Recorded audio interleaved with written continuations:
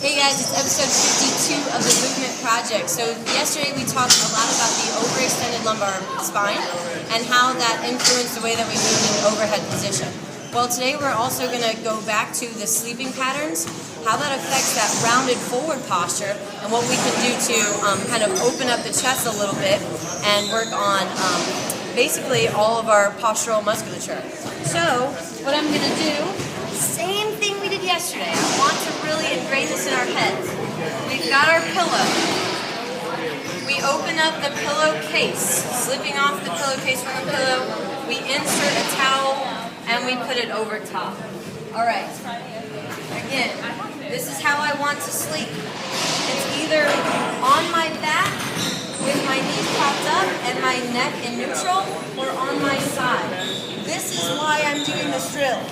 Because when I lie on my side, like typically we all do, we get all crampy, or we want to get like this. But this is the exact position that I don't want to be in. So see my neck?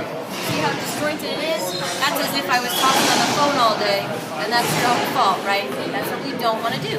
So don't let your sleeping patterns inhibit your athletic performance.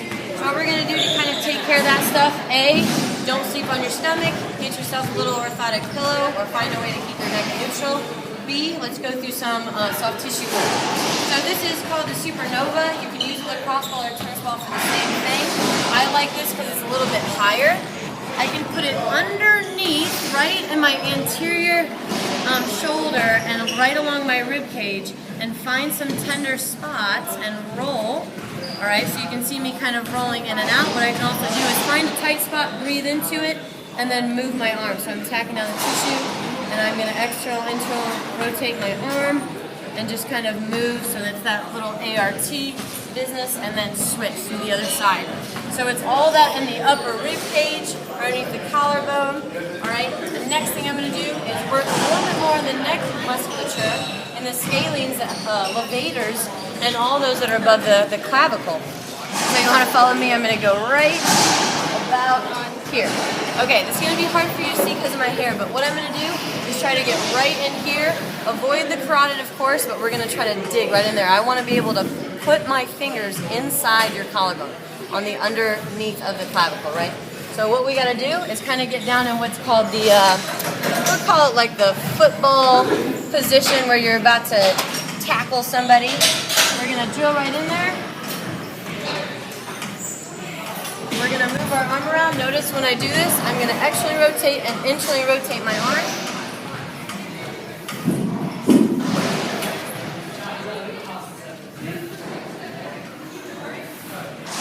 And basically get myself into as many positions as I possibly can while I tack this down. All right, I can roll around in there, I can tack and move, and then I can do that other side. This right here might not be the most optimal place to do it. A squat rack is really good, so if you're a CrossFitter, use a squat rack and kind of drive into it. If you're at home, find something like a doorway and lean into that. All right, and the last thing I'm going to do is go ahead and work on the extensibility of all those tissues, so I have to have something to sit on with a little bit of extra space on my side of my hip.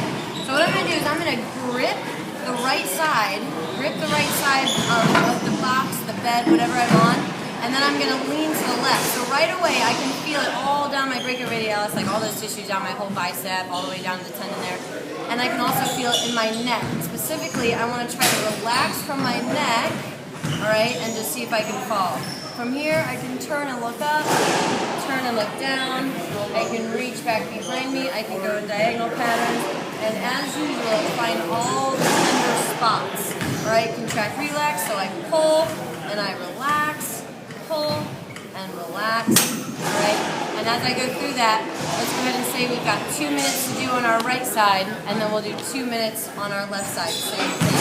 And then additionally, I'll show you from the side, just add a little bit of extra intra-rotation because we tend to be so tight.